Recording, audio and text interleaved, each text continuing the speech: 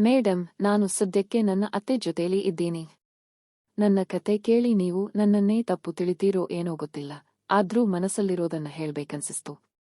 ನನ್ನ ಅಸಲಿ ಹೆಸರು ಬೇಡ, ಸದ್ಯಕ್ಕೆ ನನ್ನನ್ನ ಆನಂದ್ ಅಂತ ಕರೆದುಕೊಳ್ಳಿ. ನನಗೀಗ 32 ವರ್ಷ. ಒಂದು ಕಂಪನಿಯಲ್ಲಿ ಖಾಯಂ ಕೆಲಸದಲ್ಲಿದ್ದೀನಿ. 4 ವರ್ಷದ ಹಿಂದೆ ನನ್ ಮದುವೆ ಆಯ್ತು. ಮನೆಯವರೆಲ್ಲ ನೋಡಿ ಕುದುರಿಸಿದ ಸಂಬಂಧ ಅದು. ನನಗೂ ಹುಡುಗಿನ ನೋಡಿದ ತಕ್ಷಣ ಸಿಕ್ಕಾಪಟ್ಟೆ ಇಷ್ಟ ಆಗ್ಬಿಡ್ತು. ಜೋಡಿ ನಕ್ಷತ್ರ ಎಲ್ಲ ಮ್ಯಾಚ್ ಆಯ್ತು. ಆದ್ರೆ ಜಾತಕದಲ್ಲಿ ಸ್ವಲ್ಪ ದೋಷ ಇತ್ತು ಅಂದ್ರು. ಆದ್ರೂ ಏನೋ ಮಾಡಿ ಮದುವೆ ಮಾತ್ರ ಸಲೀಸಾಗಿ ನಡೀತು. ನನ್ನ ಹೆಂಡ್ತಿ ರಮ್ಯಾಗೆ ಮದುವೆಯಾದ ಮೊದಲ ದಿನದಿಂದಲೇ ನನ್ನ ಮೇಲೆ ಭಾರಿ ಪ್ರೀತಿ ಅಕ್ಕರೆ ಇತ್ತು. ನಾನು ಅವಳಿಗೆ ಏನನ್ನೂ ಹೇಳಿಕೊಡಬೇಕಾಗಿ ಬರ್ಲಿಲ್ಲ. ನನ್ ಜೊತೆ ಪ್ರೀತಿಯಿಂದ ನಡೆದುಕೊಳ್ಳೋದ್ರಲ್ಲಿ ಅವಳು ಸಖತ್ ಜಾಣೆಯಾಗಿದ್ಲು. ಕೆಲವು ಸಲ ಆಫೀಸ್ ಟೆನ್ಷನ್ ಇಂದ ನಾನು ಮೂಡ್ ಆಫ್ ಆಗಿದ್ರು ನನ್ನನ್ನ ನಗಿಸಿ ನಾರ್ಮಲ್ ಮಾಡೋ ಟೈಪ್ ಅವಳು. ಬೇಜಾರಾದ್ರೆ ಸಾಕು ನನ್ನ ಹತ್ರ ಬಂದು ನಿಂತುಕೊಂಡು ಏನಾಗಲ್ಲ ರೀ, ಎಲ್ಲಾ ಸರಿಯಾಗುತ್ತೆ ಅಂತಿದ್ಲು. ಶುರುವಿನ ದಿನಗಳಲ್ಲಿ ನನಗೆ ಸ್ವಲ್ಪ ಭಯ ಕಳವಳ ಎಲ್ಲಾ ಇತ್ತು. ಆಗೆಲ್ಲ ಅವಳು, ಅಯ್ಯೋ ಅದಕ್ಕೆಲ್ಲ ಯಾಕೆ ಹೆದರುತ್ತೀರಾ, ಯಾರೂ ಎಲ್ಲಾ ಕಲ್ತುಕೊಂಡೇ ಸಂಸಾರಕ್ಕೆ ಬರಲ್ಲ, ನಿಧಾನಕ್ಕೆ ಎಲ್ಲಾ ಸರಿ ಹೋಗುತ್ತೆ ಅಂತ ಧೈರ್ಯ ತುಂಬಿದ್ಲು. ಆದ್ರೆ ನಾನೊಂದು ಮಾತು ಹೇಳ್ತೀನಿ ಕೇಳಿ, ನಮಗೆ ಮಗು ಈಗಲೇ ಬೇಡ. ಇನ್ನೊಂದು 2-3 ವರ್ಷ ಹೋಗ್ಲಿ. ಅಷ್ಟರಲ್ಲಿ ನಮ್ಮಿಬ್ಬರ ಮಧ್ಯೆ ಪ್ರೀತಿ ಗಟ್ಟಿಯಾಗಿ ಸೆಟ್ ಆಗುತ್ತೆ ಅಂದ್ಲು. ಆ ಮಾತು ಕೇಳಿ ನನಗೂ ಖುಷಿ ಆಯ್ತು. ಯಾಕಂದ್ರೆ ಎಷ್ಟೋ ಜನ ಮದುವೆಯಾಗಿ ಒಬ್ಬರನ್ನೊಬ್ಬರು ಅರ್ಥ ಮಾಡಿಕೊಳ್ಳೋ ಮುಂಚೆಯೇ ಮಕ್ಕಳಾಗಿ ಬಿಡುತ್ತೆ, ಆಮೇಲೆ ದಂಪತಿಗಳು ದೂರ ಆಗ್ತಾರೆ. ಅದಕ್ಕಿಂತ 2-3 ವರ್ಷ ಒಬ್ಬರನ್ನೊಬ್ಬರು ಸರಿಯಾಗಿ ತಿಳ್ಕೊಂಡು ಹೊಂದಾಣಿಕೆ ಬಂದ ಮೇಲೆ ಮಗು ಮಾಡಿಕೊಳ್ಳೋದು ಎಷ್ಟು ಒಳ್ಳೆಯದು ಅಲ್ವಾ. ಹೀಗೆ ಒಬ್ಬ ಗಂಡ ತನ್ನ ಹೆಂಡ್ತಿಯಿಂದ ಏನೇನು ಬಯಸ್ತಾನೋ ಅದೆಲ್ಲಾ ಗುಣಗಳು ರಮ್ಯಾಳಲ್ಲಿ ಇತ್ತು. ಇದಕ್ಕೆಲ್ಲ ಕಾರಣ ಅವಳ ತಾಯಿ ಅಂದ್ರೆ ನನ್ನ ಅತ್ತೆ ಅಂತ ನನಗೆ ಅನಿಸ್ತಾ ಇತ್ತು. ಅತ್ತೆ ಅಂದ್ರೆ ಎಲ್ಲರ ಮೇಲೂ ಭಾರಿ ಕಾಳಜಿ ಪ್ರೀತಿ ತೋರಿಸೋರು. ನಾನಂತೂ ಅವರ ಮನೆಗೆ ಹೋಗ್ತೀನಿ ಅಂತ ಗೊತ್ತಾದ್ರೆ ಸಾಕು, ನನ್ ಇಷ್ಟದ ಅಡುಗೆಗಳನ್ನ ಕೇಳಿ ಕೇಳಿ ಮಾಡಿರ್ತಾ ಇದ್ರು. ಅದೇ ನನ್ನ ಸ್ವಂತ ತಾಯಿಗಾದ್ರೆ ಆ ತರ ಕಾಳಜಿ ಇರಲಿಲ್ಲ, ಇರೋದನ್ನ ತಿನ್ನು ಅನ್ನೋ ತರ. ಅದಕ್ಕೆ ನನಗೆ ಅತ್ತೆ ಮೇಲೆ ಯಾವಾಗ್ಲೂ ಗೌರವ ಆದರ ಜಾಸ್ತಿ. ಆದ್ರೆ ಮಾವ್ ಮಾತ್ರ ಒಂಥರ ಬೆಕ್ಕಿನ ತರ ಸೈಲೆಂಟ್ ಮನುಷ್ಯ, ಜಾಸ್ತಿ ಮಾತೇ ಆಡ್ತಿರಲಿಲ್ಲ. ಆ ಮನೆಯಲ್ಲಿ ಮಾವನ ಮಾತಿಗೆ ಅಷ್ಟಾಗಿ ತೂಕ ಇರಲಿಲ್ಲ ಅನ್ಸುತ್ತೆ. ಹಾಗಂತ ಅತ್ತೆ ಅವರನ್ನ ಅಧಿಕಾರ ಚಲಾಯಿಸಿ ಹೆದರಿಸುತ್ತಾ ಇದ್ರು ಅಂತೇನಲ್ಲ, ಆದ್ರೂ ಅವರು ತುಂಬಾ ಸೈಲೆಂಟ್. ಮನೆ ಜವಾಬ್ದಾರಿ ಎಲ್ಲವನ್ನೂ ಅತ್ತೆನೇ ಚುರುಕಾಗಿ ನಿಭಾಯಿಸ್ತಾ ಇದ್ರು. ಆ ಗುಣ ನನ್ ಹೆಂಡ್ತಿಗೂ ಬಂದಿತ್ತು. ಸಂಸಾರ ಚೆನ್ನಾಗಿ ಸಾಗ್ತಾ ಇತ್ತು. ಹೀಗಿರುವಾಗ ಮದುವೆಯಾಗಿ 1.5 ವರ್ಷ ಆಗಿದ್ದಾಗ ಒಂದು ದಿನ ಬೆಳ್ಳಂಬೆಳಗ್ಗೆ ನನ್ನ ಹೆಂಡ್ತಿ ಕಾಣೆಯಾದ್ಲು. ನಾನಂದುಕೊಂಡೆ ಮುನಿಸಿಕೊಂಡು ಎಲ್ಲಾದ್ರೂ ಹೋಗಿದ್ದಾಳೇನೋ ಅಂತ. ಎಲ್ಲರೂ ಹುಡುಕಲು ಶುರು ಮಾಡಿದ್ವಿ. ಆಮೇಲೆ ಗೊತ್ತಾಗಿದ್ದು ಆ ಶಾಕಿಂಗ್ ಸತ್ಯ. ಅವಳು ಓಡಿ ಹೋಗಿದ್ದು ತನ್ನ ಹಳೆ ಲವರ್ ಜೊತೆ. ಕಾಲೇಜಿನಲ್ಲಿ ಓದುವಾಗ್ಲಿಂದಲೂ ಅವರಿಬ್ಬರ ಮಧ್ಯೆ ಲವ್ ಇತ್ತಂತೆ. ಆದ್ರೆ ಅವನು ದುಬಾಯಿಗೆ ಕೆಲಸಕ್ಕೆ ಹೋಗಿದ್ದ. ಅವನ ಮನೆಯಲ್ಲಿ ಏನೋ ಆರ್ಥಿಕ ಸಂಕಷ್ಟ ಇರೋದ್ರಿಂದ ಮದುವೆ ತಡ ಆಗುತ್ತೆ ಅಂದಿದ್ದನಂತೆ. ಈ ವಿಷಯಕ್ಕೆ ಇಬ್ಬರ ಮಧ್ಯೆ ಜಗಳ ಆಗಿ ಮಾತು ನಿಂತು ಹೋಗಿತ್ತು. ಆದ್ರೆ ಮನೆಯವರು ಇಷ್ಟು ಬೇಗ ಮದುವೆ ಫಿಕ್ಸ್ ಮಾಡ್ತಾರೆ ಅಂತ ಅವಳು ಅನ್ಕೊಂಡಿರಲಿಲ್ಲ. ಮದುವೆ ನಿಶ್ಚಯ ಆದಾಗ ಅವಳು ಅವನಿಗೆ ಫೋನ್ ಮಾಡಿದ್ರೆ ಅವನು ಈಗಲೇ ಮದುವೆ ಆಗೋಕೆ ಆಗಲ್ಲ ಅಂದಿದ್ದಕ್ಕೆ ಆ ಹಠಕ್ಕೆ ಬಿದ್ದು ಅವಳು ನನ್ನನ್ನ ಮದುವೆಯಾಗಿದ್ಲು. ಆದ್ರೆ ಒಂದು ದಿನವೂ ಅವಳ ನಡವಳಿಕೆಯಲ್ಲಿ ಮುಂಚೆ ಯಾರನ್ನೋ ಪ್ರೀತಿಸಿದ್ಲು ಅಂತ ನನಗೆ ಅನಿಸಲೇ ಇಲ್ಲ. ನಾನೇ ಅವಳ ಪ್ರಾಣ ಅನ್ಕೊಂಡಿದ್ದೆ. ಈ ಸತ್ಯ ಗೊತ್ತಾದಾಗ ನಾನು ಸಂಪೂರ್ಣವಾಗಿ ಮುರಿದು ಬಿದ್ದೆ. ಅವಳು ಮಧ್ಯೆ ಮಧ್ಯೆ ಆ ಹಳೆ ಲವರ್ ಜೊತೆ ಮಾತಾಡಿ ಇಬ್ಬರ ನಡುವಿನ ಮುನಿಸು ಶಮನ ಮಾಡಿಕೊಂಡಿದ್ಲು. ಅವನು ಪರವಾಗಿಲ್ಲ ಮದುವೆಯಾಗಿದ್ರು ನಾನು ಫ್ಲೈಟ್ ಇಳಿದು ಬರ್ತೀನಿ, ನೀನು ನನ್ನ ಜೊತೆ ಬಂದ್ಬಿಡು ಅಂದಿದ್ದಕ್ಕೆ ಕೊನೆಗೆ ನಾನು ಅತ್ತೆಯನ್ನೇ ಕೇಳಿದೆ, ನಿಮ್ಮ ಮಗಳಿಗೆ ಬೇರೆ ಲವ್ ಇರೋದು ನಿಮ್ಗೆ ಗೊತ್ತಿತ್ತಲ್ವಾ, ಗೊತ್ತಿದ್ದು ಯಾಕೆ ನನ್ನ ಜೊತೆ ಮದುವೆ ಮಾಡಿದ್ರಿ ಅಂತ. ಅದಕ್ಕೆ ಅತ್ತೆ ನನ್ನನ್ನ ಗಟ್ಟಿಯಾಗಿ ತಬ್ಬಿಕೊಂಡು ಅತ್ತರು, ಮಗನೇ ಅವಳಿಗೆ ಲವ್ ಇದ್ದಿದ್ದು ನಿಜ, ಅವನು ಬೇರೆ ಜಾತಿಯವನು ಬೇಡ ಅಂತ ನಾವೇ ಬುದ್ಧಿ ಹೇಳಿದ್ವಿ. ಆದ್ರೆ ಅವಳು ಜಗಳ ಆಡಿ ಆಮೇಲೆ ಇಬ್ಬರು ದೂರ ಆದ್ವಿ ಅಂತ ಹೇಳಿದ್ಲು. ಈ ಮದುವೆ ಸಂಬಂಧ ಬಂದಾಗ ಅವಳೇ ಒಪ್ಪಿಕೊಂಡಿದ್ಲು. ಅದಕ್ಕೆ ಮದುವೆ ಮಾಡಿಕೊಟ್ವಿ. ಇವಳು ಹೀಗೆ ದ್ರೋಹ ಮಾಡ್ತಾಳೆ ಅಂತ ಯಾರು ಅನ್ಕೊಂಡಿದ್ರು ಮಗನೇ. ಅವಳ ಜಾಗದಲ್ಲಿ ನಾನಿದ್ದಿದ್ರೆ ಹೀಗೆ ಮಾಡ್ತಿರಲಿಲ್ಲ. ಅವಳು ತಪ್ಪು ಮಾಡಿದ್ದಾಳೆ, ನೀನು ಅವಳನ್ನ ಬಿಟ್ಟುಬಿಡು, ಡಿವೋರ್ಸ್ ಕೊಟ್ಟುಬಿಡು, ನಾನು ನಿನ್ನ ಜೊತೆ ನಿಲ್ತೀನಿ ಅಂದ್ರು. ನನ್ನ ಮಗಳೇ ಆದ್ರೂ ಅವಳ ತಪ್ಪನ್ನ ನಾನು ಸಮರ್ಥಿಸಿಕೊಳ್ಳಲ್ಲ. ಇಂಥ ಹೆಣ್ಣು ನನ್ನ ಮಗನಿಗೆ ಬೇಡ ಅಂತ ಅತ್ತೆ ನನ್ ಪರವಾಗಿ ನಿಂತರು. ಸಾಮಾನ್ಯವಾಗಿ ಯಾವ ತಾಯಿನೂ ಇಷ್ಟು ಸ್ಟ್ರಾಂಗ್ ಆಗಿ ನಿಲ್ಲಲ್ಲ. ಹಾಗಾಗಿ ನಾವಿಬ್ಬರು ಸೇರಿ ಕೋರ್ಟಿಗೆ ಹೋಗಿ ಡಿವೋರ್ಸ್ ಪ್ರೊಸೀಜರ್ ಶುರು ಮಾಡಿದ್ವಿ. ಅತ್ತೆ ಒಂದು ಸಲ ಅವಳ ಜೊತೆ ಫೋನಲ್ಲಿ ಮಾತಾಡಿದಾಗ ಅವಳು ನಾನೀಗ ಊರಲ್ಲಿಲ್ಲ, ಸ್ವಲ್ಪ ದಿನ ಬಿಟ್ಟು ಬಂದು ಮ್ಯೂಚುವಲ್ ಆಗಿ ಸೈನ್ ಹಾಕ್ತೀನಿ ಅಂದ್ಲು. ದಿನಗಳು ಉರುಳುತ್ತಾ ಹೋದವು. ಅತ್ತೆ ಅಂದ್ರು, ಮಗನೇ ಹೀಗೆ ತಡ ಆದ್ರೆ ನಿನ್ ಲೈಫ್ ಹಾಳಾಗುತ್ತೆ. ಅವಳು ಬೇಗ ಬರೋ ಹಾಗೆ ನಾನು ಮಾಡ್ತೀನಿ, ನಿನ್ ಜೊತೆ ನಾನಿದ್ದೀನಿ ಅಂದ್ರು. ಅವರ ಬೆಂಬಲ ನನಗೊಂದು ದೊಡ್ಡ ಸಮಾಧಾನ ಆಗಿತ್ತು. ಯಾಕಂದ್ರೆ ನನ್ ಸ್ವಂತ ಮನೆಯವರೇ ನನಗಿಷ್ಟು ಸಪೋರ್ಟ್ ಮಾಡ್ತಿರಲಿಲ್ಲ. ಕೋರ್ಟ್ ಕೆಲಸದ ನೆಪದಲ್ಲಿ ನಾನು ಅತ್ತೆ ಆಗಾಗ ಸಿಗುತ್ತಾ ಇದ್ವಿ. ಒಂದು ದಿನ ಸಿಕ್ಕಾಗ ಅತ್ತೆ ಜೊತೆ ಕಾಲೇಜು ಓದೋ ವಯಸ್ಸಿನ ಒಬ್ಬ ಹುಡುಗ ಇದ್ದ. ನಾನು ಅವರ ಕಡೆಯ ನೆಂಟರಿರಬೇಕು ಅನ್ಕೊಂಡೆ. ಆದ್ರೆ ಅತ್ತೆ, ಇವನು ನನ್ನ ಫ್ರೆಂಡ್, ಸೋಷಿಯಲ್ ಮೀಡಿಯಾದಲ್ಲಿ ಪರಿಚಯ ಆದವನು ಅಂದ್ರು. ನನಗಂತೂ ಆಶ್ಚರ್ಯ ಆಯ್ತು. ಈ ವಯಸ್ಸಿನ ಹೆಂಗಸು ಇಷ್ಟು ಚಿಕ್ಕ ಹುಡುಗನ ಜೊತೆ ಸೋಷಿಯಲ್ ಮೀಡಿಯಾದಲ್ಲಿ ಯಾಕೆ ಫ್ರೆಂಡ್ಶಿಪ್ ಮಾಡ್ತಾರೆ ಅಂತ. ಅವರು ಹೇಳಿದ್ರು, ನಾವೆಲ್ಲ ಕಾಮನ್ ಫ್ರೆಂಡ್ಸ್, ಹಂಗೆ ಲಿಂಕ್ ಆದ್ವಿ. ನಾನು ಹಾಡು ಹಾಡ್ತೀನಲ್ಲ, ಇವನು ಹಾಡ್ತಾನೆ. ಒಂದು ಸಾಂಗ್ ಕ್ಲಬ್ ಇದೆ, ಅಲ್ಲಿ ಮೆಂಬರ್ಸ್ ನಾವು ಅಂದ್ರು. ಹೌದು, ಅತ್ತೆ ಚೆನ್ನಾಗಿ ಹಾಡ್ತಾ ಇದ್ರು, ಹಾಗಾಗಿ ಇರಬಹುದು ಅನ್ಕೊಂಡೆ. ಒಂದು ದಿನ ಅತ್ತೆ ಫೋನ್ ಮಾಡಿ, ಮಗನೇ ನಾವೆಲ್ಲ ಸೇರಿ ಕೋಲಾರಕ್ಕೆ ಹೋಗ್ಬೇಕು ಅಂದ್ರು. ನಾನು, ಯಾಕೆ ಅತ್ತೆ, ನಿಮ್ಮ ಮಗಳು ಫೋನ್ ಮಾಡಿದ್ಲಾ ಅಂದೆ. ಅಯ್ಯೋ ಅವಳ ವಿಷಯ ಆಮೇಲೆ ನೋಡೋಣ, ಸದ್ಯಕ್ಕೆ ನಿನ್ನನ್ನ ಈ ಗೊಂದಲದಿಂದ ಹೊರಗೆ ತರೋಕೆ ಏನಾದ್ರೂ ಮಾಡ್ಬೇಕು. ನೀನು ಇನ್ನೂ ನನ್ ಅಳಿಯನೇ ಅಲ್ವಾ, ಅದಕ್ಕೆ ನನ್ನ ಜೊತೆ ಕೋಲಾರಕ್ಕೆ ಬಾ. ಅಲ್ಲಿ ನಮ್ದೊಂದು ಮ್ಯೂಸಿಕ್ ಪ್ರೋಗ್ರಾಂ ಇದೆ. ಮೊನ್ನೆ ಸಿಕ್ಕಿದ್ನಲ್ಲ ಆ ಹುಡುಗ, ಅವನು ಬರ್ತಿದ್ದಾನೆ. ನಾನು ಅವನು ಸೇರಿ ಡ್ಯುಯೆಟ್ ಸಾಂಗ್ ಹಾಡ್ತಾ ಇದ್ದೀವಿ ಅಂದ್ರು. ಯಾವ ಹಾಡು ಅತ್ತೆ ಅಂದಿದ್ದಕ್ಕೆ ಹಳೆ ಕನ್ನಡ ಹಾಡುಗಳ ಹೆಸರನ್ನ ಹೇಳಿದರು. ಆ ಹುಡುಗನಿಗೆ ಹಳೆ ಹಾಡುಗಳೆಲ್ಲ ಗೊತ್ತಾ ಅಂದೆ. ಅವನು ದೊಡ್ಡ ಸಿಂಗರ್ ಕಣೋ, ಎಲ್ಲ ಗೊತ್ತು ಅಂದ್ರು. ಆಮೇಲೆ ರಿಹರ್ಸಲ್ ಹೋಗ್ತಿದ್ದೀನಿ ಅಂತ ಫೋನ್ ಮಾಡ್ತಿದ್ರು. ಅತ್ತೆ ಜೊತೆ ಅಷ್ಟು ದೂರ ಟ್ರಾವೆಲ್ ಮಾಡೋದು ನನಗೇನೋ ಅಷ್ಟಾಗಿ ಇಷ್ಟ ಇರಲಿಲ್ಲ. ಆದ್ರೂ ನನ್ನ ಮೇಲೆ ಇಷ್ಟೊಂದು ಪ್ರೀತಿ ತೋರಿಸೋರನ್ನ ಈ ಪರಿಸ್ಥಿತಿಯಲ್ಲಿ ಬೇಡ ಅನ್ನೋಕೆ ಆಗದೆ ಒಪ್ಪಿಕೊಂಡೆ. ಕೊನೆಗೆ ನಾವು 3 ಜನ ಕಾರ್ನಲ್ಲಿ ಹೊರಟ್ವಿ. ಅತ್ತೆ ನಾನು ಮುಂದೆ ಕೂತ್ಕೊಂಡ್ವಿ, ಆ ಹುಡುಗ ಹಿಂದೆ ಕೂತಿದ್ದ. ಅವನು ಹಿಂದಿನ ಸೀಟಲ್ಲಿ ಕೂತು ಏನೋ ಹಾಡುಗಳನ್ನ ಗುಣಗುಣಿಸುತ್ತಾ ಪ್ರಾಕ್ಟೀಸ್ ಮಾಡ್ತಿದ್ದ. ಜೊತೆಗೆ ಅತ್ತೇನೂ ಧ್ವನಿಗೂಡಿಸ್ತವಿದ್ರು. ಮಧ್ಯೆ ಅತ್ತೆ ಕೇಳಿದ್ರು, ನೋಡು ನಿನಗೆ ನನ್ ಅಳಿಯ ಇಷ್ಟ ಆದ್ನಾ ಅಂತ. ಅದಕ್ಕೆ ಅವನು, ಹಾ ಅಣ್ಣ ಸೂಪರ್ ಆಗಿದ್ದಾರೆ ಅಲ್ವಾ ಅಂದ. ಅವನು ನೋಡೋಕೆ ಹ್ಯಾಂಡ್ಸಮ್ ಆಗಿದ್ದಾನಲ್ಲವೇನೋ ಅಂತ. ಅತ್ತೆ ನನ್ನ ಬಗ್ಗೆ ಆ ಹುಡುಗನ್ನ ಯಾಕೆ ಕೇಳ್ತಿದ್ದಾರೆ ಅಂತ ನನಗೆ ಅರ್ಥ ಆಗ್ಲಿಲ್ಲ. ಆ ಹುಡುಗ ಫೋನ್ ನೋಡ್ಕೊಂಡೆ, ಹೌದು ಅತ್ತೆ, ಅಣ್ಣ ಸಖತ್ತಾಗಿದ್ದಾರೆ. ಆದ್ರೆ ನಿಮ್ಮ ಮಗಳಿಗೆ ಏನೋ ಬುದ್ಧಿ ಕೆಟ್ಟಿತ್ತು ಅನ್ಸುತ್ತೆ. ಇಷ್ಟು ಒಳ್ಳೆಯವರನ್ನ ಬಿಟ್ಟು ಆ ಕೋತಿ ತರ ಇರೋವನ ಜೊತೆ ಯಾಕೆ ಓಡಿ ಹೋದಳೋ. ಅವನನ್ನ ನೋಡಿದ್ರೆ ಒಂದು ಕಾಸಿಗೂ ಲಾಯಕ್ಕಿಲ್ಲ. ಈ ಪುಟ್ಟ ಕರ್ನಾಟಕದಲ್ಲಿ ಏನೇನೋ ನಡೀತಾ ಇರುತ್ತೆ, ನನಗಂತೂ ಒಂಥರ ಅನ್ಸುತ್ತೆ ಅಂದ. ಅವರ ಈ ತರಹದ ಮಾತುಗಳು ನನಗೆ ಒಂಥರ ಕಿರಿಕಿರಿ ಅನಿಸ್ತು. ಆದ್ರೂ ನಾನು ಸುಮ್ಮನಿದ್ದೆ. ತಕ್ಷಣ ಆ ಹುಡುಗ ಅಂದ, ಅತ್ತೆ ನಿಮ್ಮ ಮಗಳು ಅಣ್ಣನಿಂದ ಏನೋ ಬೇರೆನೇ ನಿರೀಕ್ಷೆ ಮಾಡಿದ್ಲು ಅನ್ಸುತ್ತೆ, ಮುಖ ನೋಡಿ ಹೋಗಿಲ್ಲ ಅವಳು. ಅದಕ್ಕೆ ಅತ್ತೆ, ಹೇ ನೀನೇನು ಹೇಳ್ತಿದ್ದೀಯಾ ನನ್ನ ಮಗಳ ಬಗ್ಗೆ. ಅವಳು ಏನನ್ನ ನಿರೀಕ್ಷೆ ಮಾಡಿದ್ಲು ಅಂತ ನಿನ್ ಯೋಚನೆ ಅಂದ್ರು. ಆಗ ಆ ಹುಡುಗ ಒಂದು ಕೆಟ್ಟ ಬೈಗುಳದ ಪದ ಬಳಸಿ, ಅವಳಿಗೆ ಅದೇ ಬೇಕಾಗಿತ್ತು ಅನ್ಸುತ್ತೆ ಅಂದ. ತಕ್ಷಣ ಅತ್ತೆ ಬೇಜಾರು ಮಾಡಿಕೊಳ್ಳೋದು ಬಿಟ್ಟು ಜೋರಾಗಿ ನಗಾಡೋಕೆ ಶುರು ಮಾಡಿದ್ರು. ಅಯ್ಯೋ ಹೌದಾ, ನಿನಗೆ ಹಂಗೆ ಅನ್ಸುತ್ತಾ? ಹಾಗಾದ್ರೆ ನನ್ನ ಅಳಿಯನಿಗಿಂತ ಆ ಹಳೆ ಲವರ್ ಬೆಟರ್ ಅಂತೀಯಾ? ನೀನೇನಾದ್ರೂ ಅವನನ್ನ ಹತ್ತಿರದಿಂದ ನೋಡಿದ್ದೀಯಾ ಅಂತ ಅತ್ತೆ ನಗ್ತಾ ಕೇಳಿದ್ರು. ಅದಕ್ಕೆ ಆ ಹುಡುಗ, ಅಯ್ಯೋ ಅತ್ತೆ, ನಿಮ್ಮ ಮಗಳು ಅವನ ಜೊತೆ ಸುತ್ತಾಡ್ತಾ ಇದ್ದಿದ್ದನ್ನ ನಾನು ವರ್ಷಗಳ ಹಿಂದೆಯೇ ನೋಡಿದ್ದೀನಿ. ಅವನು ದುಬಾಯಿಗೆ ಹೋದ ಮೇಲಲ್ವಾ ಇವಳ ಮದುವೆ ಆಗಿದ್ದು. ಬಹುಶಃ ನೀವೇ ಬಲವಂತ ಮಾಡಿ ಮದುವೆ ಮಾಡಿಸಿದ್ದಕ್ಕೆ ಅವಳು ಓಡಿ ಹೋಗಿರಬೇಕು ಅಂದ. ಲೇ ಸುಮ್ಮನಿರ್ರೋ, ನಾನೇನು ಬಲವಂತ ಮಾಡಿಲ್ಲ, ನಾನು ಅಳಿಯನಿಗೆ ಎಲ್ಲ ಸತ್ಯ ಹೇಳಿದ್ದೀನಿ. ಅವಳು ತನ್ನಿಷ್ಟದಿಂದಲೇ ಮದುವೆಗೆ ಒಪ್ಪಿದ್ದು. ಅವಳು ಹೀಗೆ ಮಾಡ್ತಾಳೆ ಅಂತ ಗೊತ್ತಿದ್ರೆ ನಾನೇ ಮದುವೆ ಮಾಡ್ತಿರಲಿಲ್ಲ. ಈಗ ನನ್ನ ಅಳಿಯ ಬೇಜಾರಲ್ಲಿದ್ದಾನೆ, ಅವನನ್ನ ಸ್ವಲ್ಪ ಖುಷಿ ಮಾಡಿಸೋಕೆ ಅಲ್ವಾ ನಮ್ಮ ಜೊತೆ ಕರ್ಕೊಂಡು ಬಂದಿರೋದು ಅಂದ್ರು ಅತ್ತೆ. ಆದ್ರೂ ನನ್ನ ಅಳಿಯನಿಗಿಂತ ಆ ಲವರ್ನಲ್ಲಿ ಏನು ಸ್ಪೆಷಾಲಿಟಿ ಇತ್ತು ಅಂತ ನೀನು ಹೆಂಗೆ ಹೇಳ್ತೀಯಾ ಅಂತ ಅತ್ತೆ ಮತ್ತೆ ಕೇಳಿದ್ರು. ಅದಕ್ಕೆ ಅವನು, ಇಲ್ಲ ಅತ್ತೆ, ಇಷ್ಟು ಒಳ್ಳೆ ಅಣ್ಣನನ್ನ ಬಿಟ್ಟು ಹೋಗಿದ್ದಾಳೆ ಅಂದ್ರೆ ಅವನಲ್ಲಿ ಏನೋ ಒಂದು ವಿಶೇಷ ಇರಬೇಕಲ್ವಾ ಅಂದ. ಅತ್ತೆ ನಗ್ತಾ, ಅದನ್ನೇ ಕಣೋ ನಾನು ಕೇಳ್ತಿರೋದು, ನೀನೇನು ನೋಡಿದ್ದೀಯಾ ಅವನಲ್ಲಿ ಅಂದಾಗ ಆ ಹುಡುಗ ಒಂದು ಡಬಲ್ ಮೀನಿಂಗ್ ಅಸಭ್ಯ ಮಾತು ಹೇಳಿದ.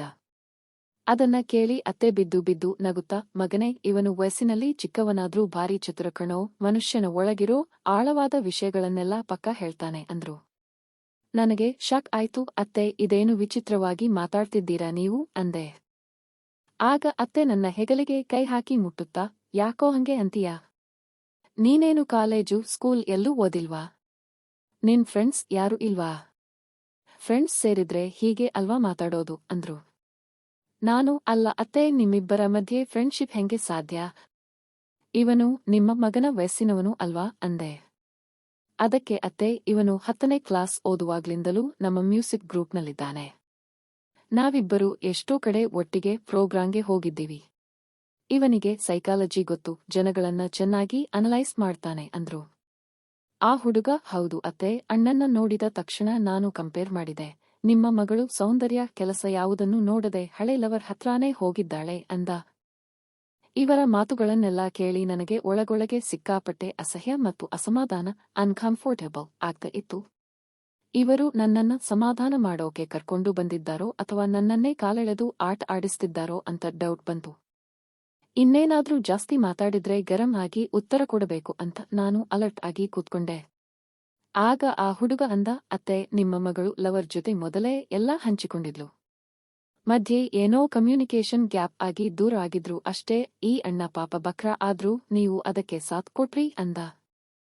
ಕೂಡಲೇ ಅತ್ತೆ, ಲೇ ಸುಮ್ಮನಿರ್ರೋ, ನಾನು ಸಾಥ್ ಕೊಟ್ಟಿಲ್ಲ. ನಾನು ನನ್ನ ಅಳಿಯನನ್ನ ಪ್ರೊಟೆಕ್ಟ್ ಮಾಡೋಕೆ ಅವನ ಜೊತೆ ಇದ್ದೀನಿ. ನೀನು ನಮ್ಮಿಬ್ಬರ ಮಧ್ಯೆ ಇರೋ ಪ್ರೀತಿನ ಕಮ್ಮಿ ಮಾಡ್ಬೇಡ. ಅವಳು ಎಲ್ಲಾದ್ರೂ ಹೋಗ್ಲಿ, ಇವನು ಯಾವತ್ತಿದ್ರೂ ನನ್ನ ಅಳಿಯನೇ ಅಂದ್ರು. ಅದಕ್ಕೆ ಆ ಹುಡುಗ, ಹಾಗೆ ಅಳಿಯ ಅಂತ ಅಂದ್ಕೊಂಡು ಕೂತ್ರೆ ಏನು ಪ್ರಯೋಜನ ಅತ್ತೆ? ಇವರಿಗೆ ಹೊಸದಾಗಿ ಇನ್ನೊಂದು ಮದುವೆ ಆಗಬೇಕಲ್ವಾ ಅಂದ. ಅತ್ತೆ ಅಂದ್ರು, ಅದೆಲ್ಲ ನಾನು ಸರಿ ಮಾಡಿಕೊಡ್ತೀನಿ. ಆ ಮುಂಡೇದೇವಿ ಮೊದಲು ಬರಲಿ, ಡಿವೋರ್ಸ್ ಕೊಡಿಸಿ, ಇವನಿಗೆ ಅವಳಿಗಿಂತ 100 ಪಟ್ಟು ಸುಂದರವಾದ ಹುಡುಗಿನ ನಾನೇ ಹುಡುಕಿ ಮದುವೆ ಮಾಡ್ತೀನಿ ಅಂದ್ರು. ನಾನು ತಕ್ಷಣ, ಅತ್ತೆ ಪ್ಲೀಸ್, ಈ ಮಾತು ಇಲ್ಲಿಗೆ ನಿಲ್ಲಿಸಿ. ನನಗೆ ಯಾವುದೇ ಸುಂದರಿನೂ ಬೇಡ, ಮದುವೆನೂ ಬೇಡ ಅಂತ ಸಿಟ್ಟಿನಿಂದಲೇ ತಡೆಯೋಕೆ ನೋಡಿದೆ. ತಕ್ಷಣ ಆ ಹುಡುಗ, ಸಾರಿ ಅಣ್ಣ, ನಾವಿಬ್ಬರು ಸೇರಿದ್ರೆ ಹೀಗೇನೆ ಜೋಕ್ ಮಾಡ್ಕೊಂಡು ಇರೋದು ಅಂದ. ಆ ಹುಡುಗ ತಕ್ಷಣ ಮಾತು ಬದಲಾಯಿಸಿ, ನೋಡಿ ಅಣ್ಣ, ನಾವಿಬ್ಬರು ವಯಸ್ಸಿನ ವ್ಯತ್ಯಾಸ ನೋಡದೆ ಫ್ರೆಂಡ್ಸ್ ತರ ಇರೋದು. ಮನಸ್ಸಲ್ಲಿರೋದನ್ನೆಲ್ಲ ಓಪನ್ ಆಗಿ ಹೇಳ್ತೀವಿ, ನಿಮಗೆ ಬೇಜಾರಾಗಿದ್ರೆ ಸಾರಿ. ಆದ್ರೆ ನನಗೊಂದು ಮಾತು ಅನ್ಸುತ್ತೆ, ಈ ಅತ್ತೆ ಯಾವತ್ತೂ ನಿಮಗೆ ಇನ್ನೊಂದು ಒಳ್ಳೆ ಹುಡುಗಿನ ನೋಡಿ ಮದುವೆ ಮಾಡಲ್ಲ ಅನ್ಬಿಟ್ಟ. ಇದನ್ನ ಕೇಳಿ ಅತ್ತೆಗೆ ಸಿಟ್ಟು ಬಂತು. ಹೇ, ನೀನ್ಯಾಕೋ ಹಂಗೆ ಹೇಳ್ತೀಯಾ? ನನ್ನ ಅಳಿಯನಿಗೆ ನಾನು ಒಳ್ಳೆ ಲೈಫ್ ಮಾಡಿಕೊಡಲ್ಲ ಅಂತ ನಿನಗೆ ಯಾರು ಹೇಳಿದ್ದು? ನನ್ ನಿರ್ಧಾರಗಳನ್ನ ನೀನೇನಾದ್ರೂ ಕಂಟ್ರೋಲ್ ಮಾಡ್ತಿದ್ದೀಯಾ? ನೀನೇನಾದ್ರೂ ನನ್ ಗಂಡನ ಅಂತ ಗರಂ ಆದ್ರು. ಅದಕ್ಕೆ ಆ ಹುಡುಗ, ಗಂಡ ಅಲ್ಲದೆ ಇದ್ರೂ ನಿಮ್ಮ ಒಳಗಿರೋ ಆಸೆ ನನಗೆ ಪಕ್ಕಾ ಗೊತ್ತು ಅತ್ತೆ. ಮಗಳು ಓಡಿ ಹೋಗಿದ್ದು ನಿಮಗಂತೂ ಒಂದು ಕಡೆಯಿಂದ ಒಳ್ಳೇದೇ ಆಯ್ತು ಅಂತ ನೀವೇ ಅನ್ಕೊಂಡಿದ್ದೀರಾ ಅಂದ. ಏನೋ ಅಂದೆ.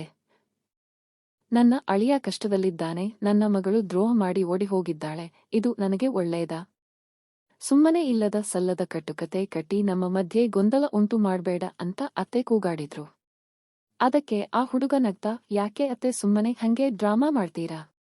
ನಿಜ ಹೇಳಿ, ಮೊನ್ನೆ ತಾನೇ ನೀವು ನನಗೆ ಮೆಸೇಜ್ ಕಳಿಸಿರಲಿಲ್ವಾ? ಅಳಿಯನನ್ನೇ ನೆನೆಸಿಕೊಂಡು ನನ್ ತಲೆ ಸುತ್ತುತ್ತಿದೆ ಅಂತ ಅಂದ. ಇದನ್ನು ಕೇಳಿ ಅತ್ತೆ ಗಾಬರಿಯಾಗಿ ಹಿಂದೆ ತಿರುಗಿ, ಲೋಯ್ಡ್, ಏನೇನೋ ಮಾತಾಡಿ ನನ್ನ ಅಳಿಯನ ತಲೆ ಕೆಡಿಸಬೇಡ ಅಂದ್ರು.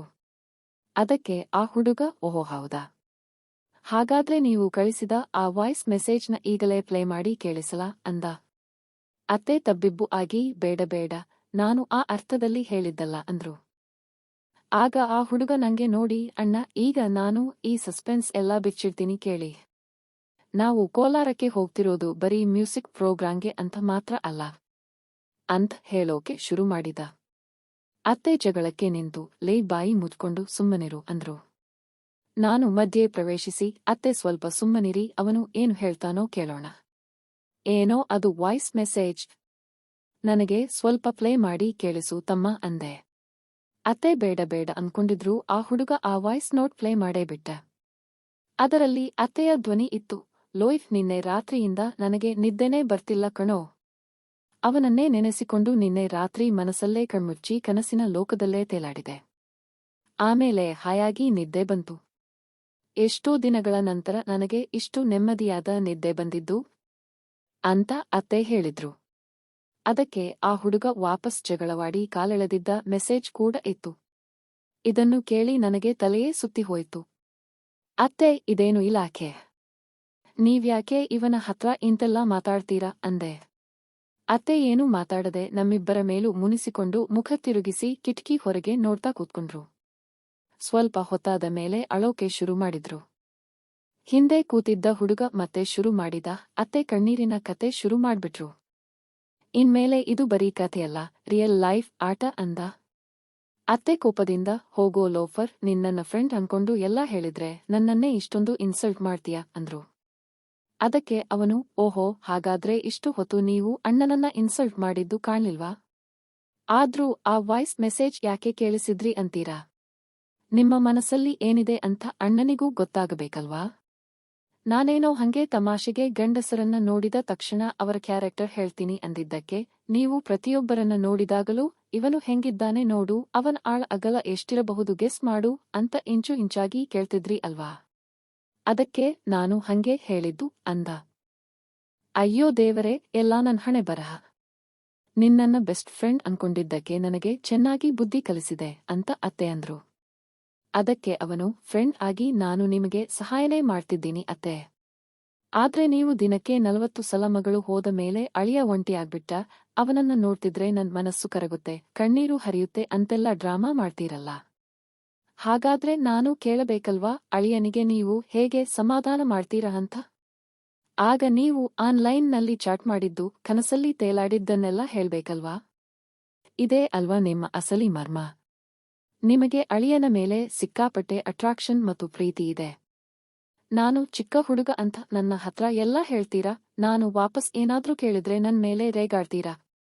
ನಿಮ್ಮ ಈ ಆಟ ನನ್ನ ಹತ್ರ ನಡೆಯಲ್ಲ. ಅಳಿಯನ ಮೇಲಿರೋ ಆ ಪ್ರೀತಿಗೆ ತಾನೇ ನೀವು ಅವರನ್ನ ಕೋಲಾರಕ್ಕೆ ಕರ್ಕೊಂಡು ಹೋಗ್ತಿರೋದು ಅಂದಬಿಟ್ಟ.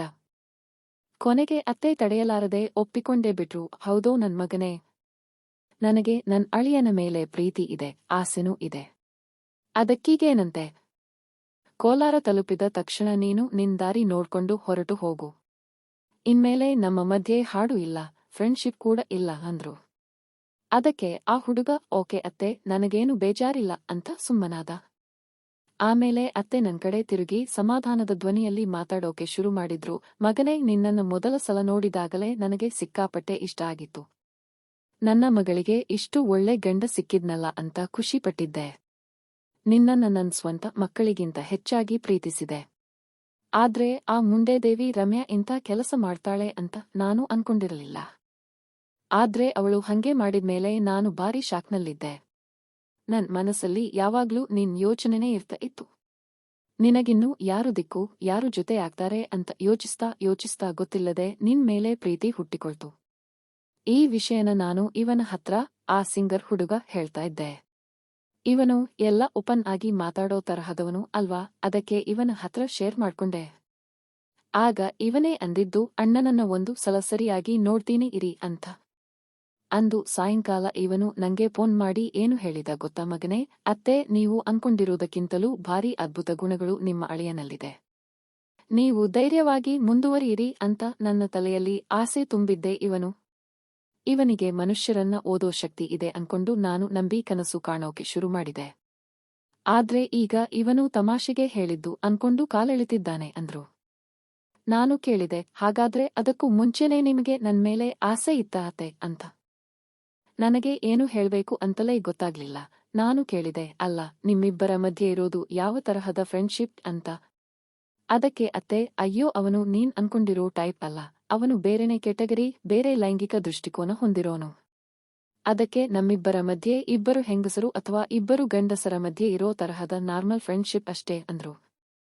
ನನಗೆ ಮ್ಯಾಟರ್ ಪೂರ್ತಿ ಅರ್ಥ ಆಯ್ತು. ಆ ಹುಡುಗನಿಂದ ಯಾವುದೇ ತೊಂದರೆ ಇಲ್ಲ ಅಂತ ಕನ್ಫರ್ಮ್ ಆಯ್ತು. ಹೀಗೆ ಮಾತಾಡ್ತಾ ನಗ್ತಾ ಕೊನೆಗೂ ಕೋಲಾರ ತಲುಪಿದ್ವಿ. ಅಲ್ಲಿ ಅವರ ಹಾಡಿನ ಪ್ರೋಗ್ರಾಂ ಮುಗಿದ ಮೇಲೆ ನನಗೆ ಅತ್ತೆಯ ಆ ಪ್ರತಿಭೆ ನೋಡಿ ಅವರ ಮೇಲೆ ಒಂಥರ ಗೌರವ, ಇಂಟರೆಸ್ಟ್ ಶುರು ಆಯ್ತು. ರೂಮಿಗೆ ಬಂದ ಮೇಲೆ ಆ ಹುಡುಗ ನನ್ನ ಹತ್ರ ಬಂದು, ಅಣ್ಣ, ಈ ಚಾನ್ಸ್ ಮಿಸ್ ಮಾಡ್ಕೋಬೇಡಿ. ಇದರಲ್ಲಿ ಯಾವುದೇ ರೆಸ್ಪಾನ್ಸಿಬಿಲಿಟಿ ಅಥವಾ ಲೈಬಿಲಿಟಿ ಇರಲ್ಲ. ನಿನ್ ಲೈಫ್ನಲ್ಲಿರೋ ಟೆನ್ಷನ್ ಮರೆಯೋಕೆ ಇದೊಂದು ಒಳ್ಳೆ ರಿಲ್ಯಾಕ್ಸೇಷನ್. ಅತ್ತೆ ಅನ್ನೋ ಒಂದೇ ಕಾರಣಕ್ಕೆ ದೂರ ತಳ್ಳಬೇಡಿ ಅಂತ ನನ್ ತಲೆ ಕೆಡಿಸಿದ. ಹಾಗಾಗಿ ನಾನು ಅತ್ತೆಯ ರೂಮಿನ ಕಡೆ ಹೆಜ್ಜೆ ಇಟ್ಟೆ. ಅತ್ತೆ ತುಂಬಾ ಕಾತರದಿಂದ ನನ್ನ ಮಗಳು ಹೋದ್ರೆ ಹೋಗ್ಲಿ ಮಗನೇ, ನನಗೂ ನಿನ್ ಪ್ರೀತಿ ಬೇಕು, ನನ್ನನ್ನ ಅರ್ಥ ಮಾಡ್ಕೊ ಅಂತ ಭಾವನಾತ್ಮಕವಾಗಿ ಮಾತಾಡಿದ್ರು. ನನ್ನ ಹತ್ರ ಯಾವುದೇ ಉತ್ತರವ ಇರಲಿಲ್ಲ. ಎಷ್ಟೋ ದಿನಗಳಿಂದ ಮನಸ್ಸಲ್ಲಿದ್ದ ನೋವು, ಡಿಪ್ರೆಷನ್, ಟೆನ್ಷನ್ ಎಲ್ಲವನ್ನೂ ಮರೆತು ಆ ಆಳವಾದ ಪ್ರೀತಿಯ ಸಮುದ್ರದಲ್ಲಿ ಮುಳುಗಿ ರಿಲ್ಯಾಕ್ಸ್ ಆಗೋಕೆ ನನ್ ಮನಸ್ಸು ಕೂಡ ಬಯಸಿಬಿಡ್ತು. ಆ ಸುಳಿಗೆ ನಾನು ಸಿಲುಕಿ ಹೋದೆ. ಈ ಮುಂಚೆ ಗೊತ್ತಿಲ್ಲದ ಆ ಸುಖದ ಕಡಲಿನಲ್ಲಿ ತೇಲಾಡುತ್ತಾ ಕೊನೆಗೂ ದಡ ಸೇರಿದ ಹಾಗೆ ಅನಿಸ್ತು. ನನ್ನ ಮನಸ್ಥಿತಿಯನ್ನ ಅರಿತ ಅತ್ತೆ, ಇದು ಒಂದಕ್ಕೆ ಮುಗಿಯಬಾರದು, ನೀನು ಜೀವನದಲ್ಲಿ ಪ್ರತಿಯೊಂದು ಸುಖದ ಮೆಟ್ಟಿಲನ್ನು ಏರಬೇಕು ಅಂದ್ರು. ನಾನು ಅವರ ಮಾತಿನಂತೆಯೇ ನಡೆದುಕೊಂಡೆ. ಬೆಳಗಾಗುವಷ್ಟರಲ್ಲಿ ನಮ್ಮಿಬ್ಬರ ನಡುವೆ ಉಂಟಾದ ಆ ಒಡನಾಟ, ಆ ವೈಬ್ಸ್ ನನಗೆ ಪದಗಳಲ್ಲಿ ವರ್ಣಿಸೋಕೆ ಸಾಧ್ಯವಿಲ್ಲ. ಅಂದಿನಿಂದ ನಮ್ಮಿಬ್ಬರ ಈ ರಹಸ್ಯ ಸಂಬಂಧ ಮುಂದುವರಿಯಿತು. ಆ ಸಿಂಗರ್ ಹುಡುಗ ಕೂಡ ನಮಗೆ ಸಪೋರ್ಟ್ ಮಾಡ್ತಾನೆ ಇದ್ದಾನೆ, ಯಾವ ಪ್ರಾಬ್ಲಮ್ ಇಲ್ಲ, ಹೀಗೆ ಕಂಟಿನ್ಯೂ ಮಾಡಿ ಅಂತಾನೆ. ಆದ್ರೆ ಈಗ ಅತ್ತೆ ನಂಗೊಂದು ಹೊಸ ಕಂಡೀಷನ್ ಹಾಕ್ತಿದ್ದಾರೆ. ನಿನ್ನ ಡಿವೋರ್ಸ್ ಆದ ತಕ್ಷಣ ನಾವಿಬ್ಬರು ಬೆಂಗಳೂರಿನಲ್ಲಿ ಎಲ್ಲಾದ್ರೂ ಯಾರಿಗೂ ತಿಳಿಯದ ಹಾಗೆ ಪ್ರತ್ಯೇಕವಾಗಿ ಮನೆ ಮಾಡಿ ಜೊತೆಯಾಗಿ ಬಾಳೋಣ. ನನ್ ಗಂಡ ಅವನ ಪಾಡಿಗೆ ಅವನೇ ಇರಲಿ, ಅವನಿಂದ ಹೆಂಗೂ ಯಾವುದೇ ಸುಖ ಇಲ್ಲ ಅಂತಿದ್ದಾರೆ. ಆ ಹುಡುಗ ಕೂಡ ಇದನ್ನೇ ಸಪೋರ್ಟ್ ಮಾಡ್ತಿದ್ದಾನೆ. ನನಗೀಗ ಏನು ಮಾಡ್ಬೇಕು ಅಂತ ತೋಚುತ್ತಿಲ್ಲ ಮೇಡನ್. ನನ್ನ ಹೆಂಡ್ತಿ ರಮ್ಯಾ ಮತ್ತು ನನ್ನ ಮ್ಯೂಚುವಲ್ ಡಿವೋರ್ಸ್ ಕೇಸ್ ಸದ್ಯದಲ್ಲೇ ಮುಗಿಯುವ ಹಂತದಲ್ಲಿದೆ. ಇದು ನನ್ನ ಪರ್ಸನಲ್ ಲೈಫ್ನ ಖುಷಿ ಅನ್ನೋದೇನೂ ನಿಜ, ಆದ್ರೆ ಸಮಾಜದಲ್ಲಿ ಇದು ಪ್ರೋತ್ಸಾಹಿಸುವಂತಹ ಸಂಬಂಧ ಅಂತ ನನಗಂತೂ ಅನಿಸ್ತಿಲ್ಲ. ಒಂದು ವೇಳೆ ಹೆಂಡ್ತಿಯಿಂದ ಡಿವೋರ್ಸ್ ಸಿಕ್ಕರೆ ನಾವಿಬ್ಬರು ಲೀಗಲ್ ಆಗಿ ಫ್ರೀ ಆಗ್ತೀವಿ. ಅವಳು ತನ್ನ ಲವರ್ನ ಮದುವೆ ಆಗಬಹುದು, ನಾನು ಬೇರೆ ಹೊಸ ಹುಡುಗಿನ ಮದುವೆ ಆಗಬಹುದು. ಆದ್ರೆ ಅತ್ತೆ ತನ್ನ ಗಂಡನನ್ನ ಬಿಟ್ಟು ನನ್ನ ಜೊತೆ ಬಂದು ಲಿವಿಂಗ್ ಟುಗೆದರ್ನಲ್ಲಿ ಇದ್ರೆ ನನಗೆ ಕಾನೂನುಬದ್ಧವಾಗಿ ಮದುವೆ ಆಗೋಕೆ ಆಗಲ್ಲ. ಇದೊಂದು ಸಮಾಂತರವಾದ ರಹಸ್ಯ ಸಂಬಂಧವಾಗಿ ಮಾತ್ರ ಉಳಿದುಬಿಡುತ್ತೆ. ಇದೇನಾ ನನ್ ಲೈಫ್ನ ಗುರಿ? ನನಗಂತೂ ಹಂಗೆ ಅನಿಸ್ತಿಲ್ಲ. ಮತ್ತೆ ಆ ಹುಡುಗ ಮಧ್ಯೆ ಸಿಕ್ಕಿ ಯಾಕೆ ಇಷ್ಟೊಂದು ಸಪೋರ್ಟ್ ಮಾಡ್ತಿದ್ದಾನೆ ಅನ್ನೋದು ದೊಡ್ಡ ಪ್ರಶ್ನೆ. ಅಲ್ಲಿ ನನಗೆ ತಿಳಿಯದ ಬೇರೇನೋ ರಹಸ್ಯಗಳು ಇರಬಹುದು ಅನ್ಸುತ್ತೆ. ಕೊನೆಗೆ ನನಗೆ ಅನಿಸೋದು ಇಷ್ಟೇ, ತಾತ್ಕಾಲಿಕವಾಗಿ ಸಿಗೋ ಇಂಥ ಸುಖ ಸಮಾಧಾನಗಳು ಇಡೀ ಜೀವನಕ್ಕೆ ಆಸರೆ ಆಗಲ್ಲ. ಇಂಥ ವಿವೇಚನೆ ಇಲ್ಲದ ಸಂಬಂಧಗಳಲ್ಲಿ ಸಿಕ್ಕಿಹಾಕಿಕೊಂಡರೆ ಮುಂದೆ ಕಷ್ಟ ತಪ್ಪಿದ್ದಲ್ಲ. ಆದಷ್ಟು ಬೇಗ ಇದರಿಂದ ಹೊರಬರಲು ಪ್ರಯತ್ನಿಸಿ. ನಿಮಗಾಗಿ ಮುಂದೆ ಒಂದು ಸುಂದರವಾದ ನೇರವಾದ ಜೀವನ ಕಾಯ್ತಿದೆ ಅನ್ನೋದೇ ನನ್ನ ಅಭಿಪ್ರಾಯ.